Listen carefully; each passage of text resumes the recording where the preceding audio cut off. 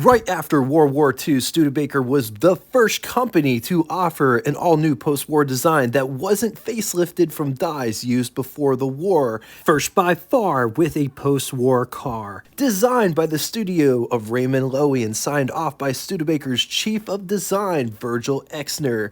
The 1951 Studebaker Commander was an evolution of that design. But before getting into all of it, I'm Jay, welcome to What It's Like, the automotive channel that digs lost and forgotten cars, especially from car brands that don't exist anymore. This channel is home of the orphan cars. History, specs, design. Sometimes it's like seeing these cars for the very first time. We post between 4 and 5 episodes each week, with engine episodes generally on Wednesdays. And get this, every episode is premiered live at 8 o'clock Eastern Standard. We're on daylight time. We are coming up on our 500th episode. We are going to hit it in May sometime. For reference, this is our 479th episode, so if you dig this episode, there's 479 episodes just like this one. We will be doing that one sort of live. It's like going to be half and half, but at the end, there's going to be a Q&A session that you can ask me anything kind of thing.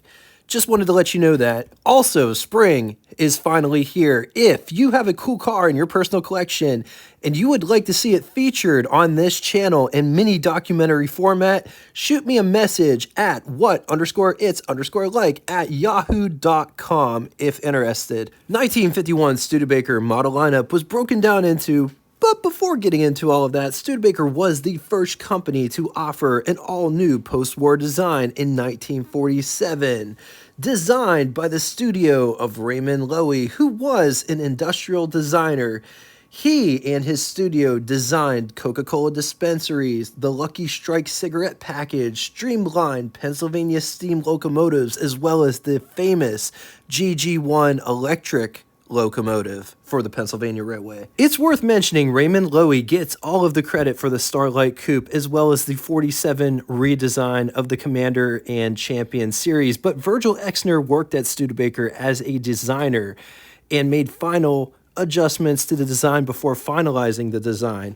The 47 design would run until 1949 with minor changes taking place during those years. The big change, the big redesign would happen in 1950. It's also worth mentioning it was to come sooner than that, but Raymond Loewy and Virgil Exner absolutely hated each other. Exner because Loewy took sole credit for a design that he himself didn't solely make, and Loewy because Exner patented the Starlight Coupe. The feud between Exner and Loewy runs deep. Exner actually worked for Loewy Studios at a time, being hired in 1938.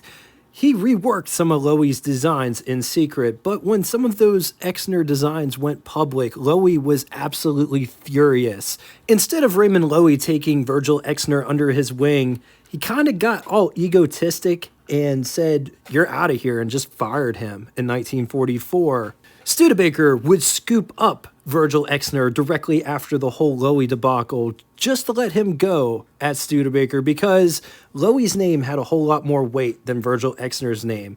Exner would go on to Chrysler, and he would be the first vice president of design over at Chrysler. 1951 Studebaker model lineup was broken down into 2 lines of cars. The Champion, powered by a flathead 6, made 85 horsepower while riding on a wheelbase of 115 inches, and the Commander series, which rides the same 115-inch wheelbase.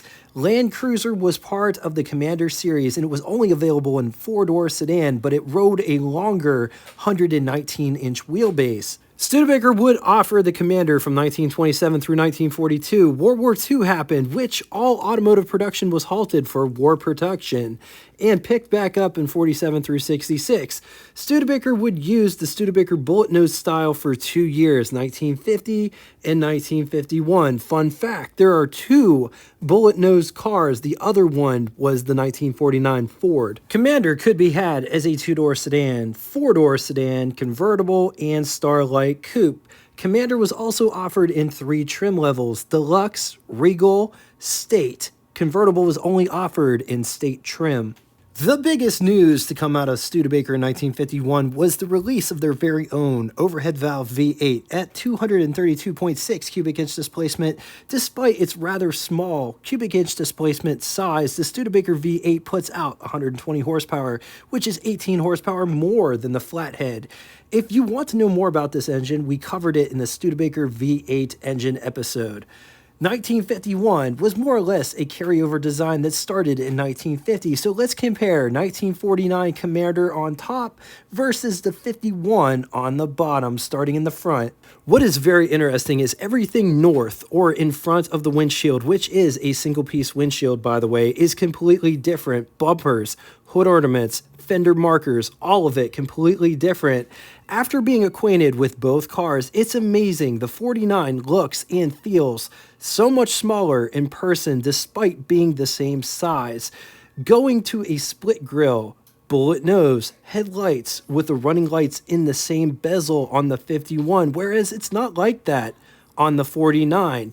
Notice both hood ornaments, they don't sit at the nose end or the front of the car, but they sit further back, especially on the 51. The 51 sits even further back because there's a plaque displaying V8 under the hood.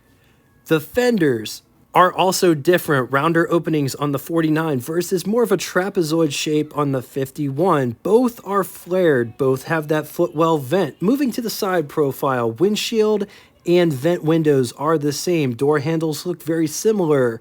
Rear fenders have been modified, but gas filler is behind the door on both of them. The modification comes where the brake lights go. They go from horizontal on the 49 to vertical on the 51. Bumpers are also different. Backup lights on the 51. Also, the script light combination are different between these two deck lids. Jumping inside to take a better look at the dash and interior situation, which you've guessed it, both different. Which one do you like better? Let's talk specs. 197.5 inches long, 70.68 inches wide. It rides a wheelbase of 115 inches. It weighs 3,230 pounds. Price, $2,481, which is equivalent to you spending $29,803.68 the year 2024. Total 1951 Studebaker production. This is Commander Champion and the Land Cruiser, which falls underneath the Commander series, 246,195 units, of which 124,329 were Commander, and of that number, only 3,770 were state convertible. Moving on to engine, only one engine on offer for the Commander series, 232.6 cubic inch displacement, overhead valve V8, 3.8 liters. It's good for 120 horsepower, 4,000 RPM, 190 pound-feet, or 258 Newton meters at 2,000 RPM with a bore of 3.4 inches and a stroke of 3.3 inches. Compression is 6.5 to 1. This engine has 5 main bearings with mechanical solid valve lifters. When backed with a 3-speed manual transmission, 0 to 60 could be had in 13.9 seconds, with a theoretical top speed of 89 miles per hour while achieving an average 14.9 to 20 miles to the gallon. Huge thank you to the Gilmore Auto Museum, where this 1951 Studebaker Commander convertible is currently on display in what I call the 50s room. So anybody can go and look at this car in person for hours of operation, directions, as well as admission pricing. Be sure to click the link below after the show. Let's talk styling. Look at how these headlights are designed. Also notice how far they protrude from the rest of it. Got the running lights and or turn signals down here. Bumpers with 2 overriders and or bumperettes with the overrider bar here in the center on top.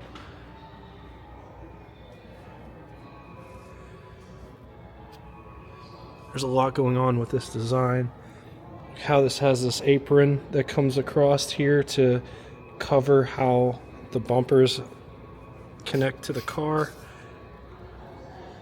Bullet nose in the front. So notice the Studebaker script here, and on this side it says Commander.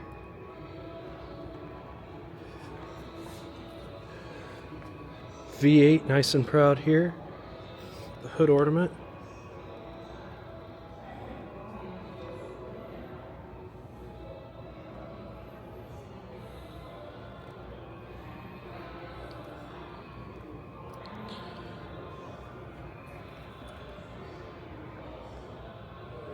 Look at those side fender markers. Also check out this profile. Look at how this swoops down, comes back up. This car does not have a cowl vent. It has opposing windshield wipers with the windshield washer squirter right there. Single piece windshield.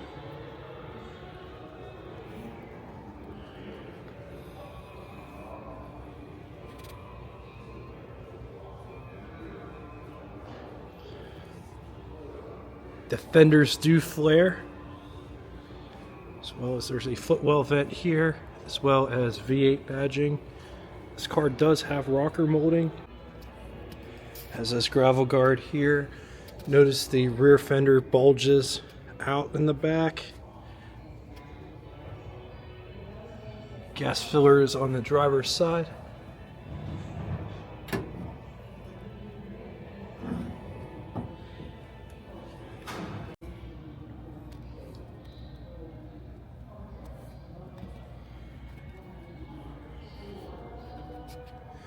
All the lines inside the brake lights.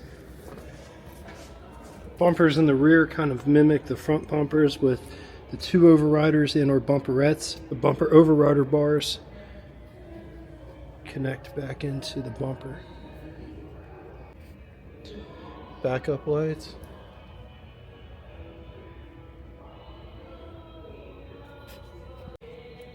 Getting inside, but before we do, look at this door handle. It looks very Ford from the period.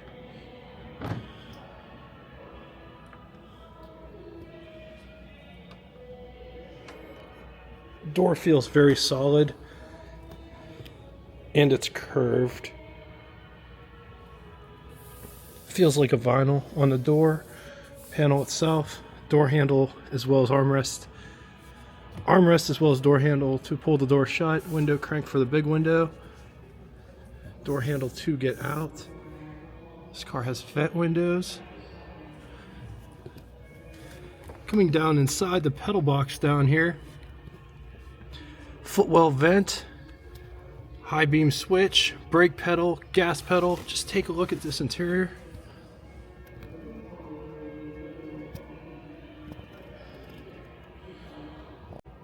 Here is what over the hood would look like. On to the button switches and knobs. 3 circular gauge pods sit directly in front of the driver. The first pod has 4 gauges inside: oil pressure, amp meter, gasoline gauge, coolant temperature.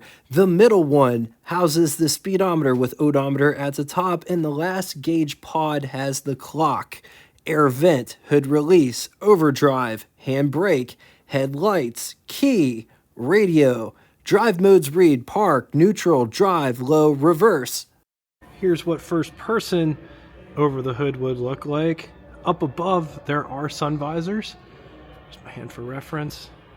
Pretty nice size sun visors. Rear view mirror is on the dash. Another sun visor over there for the passenger. Taking a quick gander under the hood, 6-volt battery. Man, they really got this engine. They just shoehorned it in there. External oil filter in the canister just before the oil bath air cleaner. Downdraft carburetor. Generator. The coil is mounted to the firewall. On the positive side, in my opinion, these have aged like fine wine. They have a charm about them that is unmatched with any other Studebaker or any other car for that matter. They're still affordable, they're built solid, nicely trimmed, said to have great performance and economy combination. Against it, they are rust prone, Studebaker oil leaking issues. Some people don't like the styling. I was one of those people, but I really like them now. All right, now it's time for Would You Rather. 2 scenarios today. They may or may not be in the same price point, but which one would you rather have? 1951 decked out Ford, or 1951 Studebaker Commander, or 1951 Oldsmobile 88. I'm going to leave this here for a minute. If you need more time, feel free, pause the video. On to the second scenario. 1951 Hudson Hornet convertible or 1951 Studebaker Commander convertible or 1951 Nash Rambler convertible with a ton of money left over. I'm going to leave this here for a minute. If you need more time, feel free, pause the video. Now it's time for Name That Tune. First person to get both the name of the band and the song title correctly in the comment section will have their comment pinned to the top of it. Thank you all so much for coming out and watching this. If you'd like to get in touch with me, shoot me a comment in the comment section below. I read and answer all comments posted. And I don't say that for self-worth. I say that because a lot of channels, they don't give you the time of day. You guys are the reason why this channel is successful. And the least I can do is read the comments and answer you. And it shows that I'm an actual real person and not AI. If you have an automotive YouTube channel, or maybe you're just in the car sector in general, reach out to me at what_it's_like at a lost and forgotten webprovider.com if interested. Thank you all so much for everything, and until next time, toodaloo! Studebaker would offer the Commander from 19... Could you stop doing that? Because the last time you did it, you could hear yourself chewing on something in the background. The feud between Virgil Exner and Raymond Loewy runs deep. Exner worked at Loewy's studio, being hired back in 1938. Ah, damn it.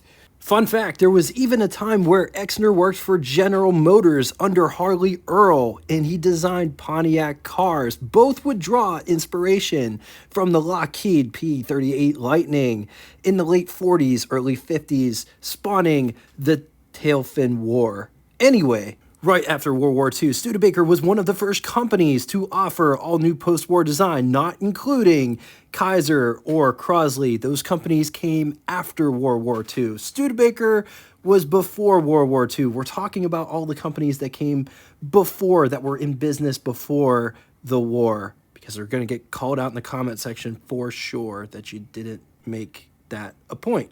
I'm Jay, welcome to What It's Like, the automotive channel that features cars that don't track your every move and know your location at all times of the day. With these cars, you could get in, and if you don't take your cell phone, you could literally go off the grid. People say I'm no good and crazy as a loon, 'cause I get stoned in the morning, get drunk in the afternoon. Kinda like old blue tick hound, I like to lay around in the shade. I ain't got no money, but I damn sure got it made, 'cause I ain't asking nobody for nothing if I can't get it on my own.